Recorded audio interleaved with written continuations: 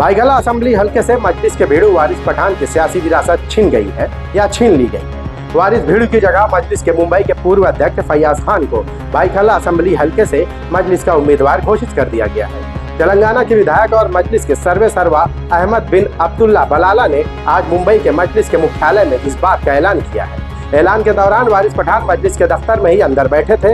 वो इस ऐलान के दौरान स्टेज पर भी नहीं आए।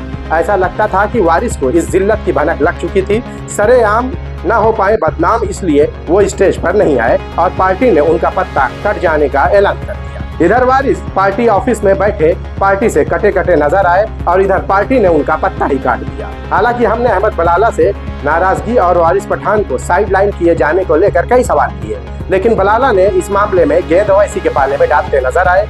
दूसरे लफ्जों में ये कहा जाए कि वो मजलिस के अंदरूनी एक महीने की उथल पथल के बारे में बात नहीं करना चाहते। वारिस पठान जो वोट काटने को लेकर वोट कटवा जगत के सम्राट माने जाते हैं, उनका भाईखला से उम्मीदवारी का पत्ता ऐसे कट जाएगा, इसका उन्हें अंदाजा ही नहीं था।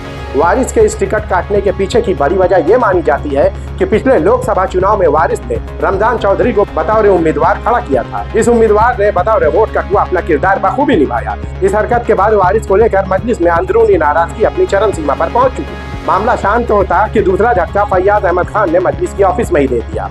वारिस पठान और उनके बोल बचन को लेकर पार्टी में विरोध के स्वर तेज हो रहे हैं। मजलिस ने इस बात को तब महसूस किया जब ओवैसी हाल फिलहाल में मुंबई आए और उस दौरान वारिस पठान उनके साथ स्टेज शेयर करते नजर आए, लेकिन उनकी सूरत देखने के लायक थी।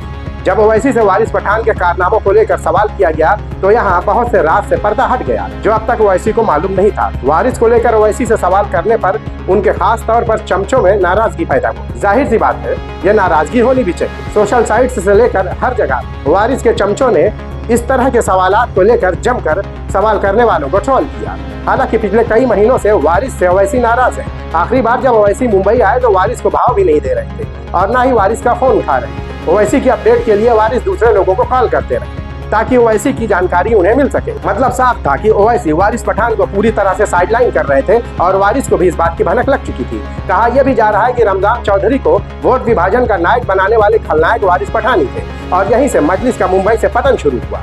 यहाँ से जो मलाई मिलनी थी उसमें बंदर बांट हुई। पार्टी के हाथ कुछ भी नहीं लगा और उस उम्मीदवार ने भी बुरी शिकस्त के साथ पार्टी की नाक कटवा दी। लगाया जा रहा है कि वारिस को मुंबई से सियासी जिला बदर करके भिवंडी में पटक दिया जाएगा।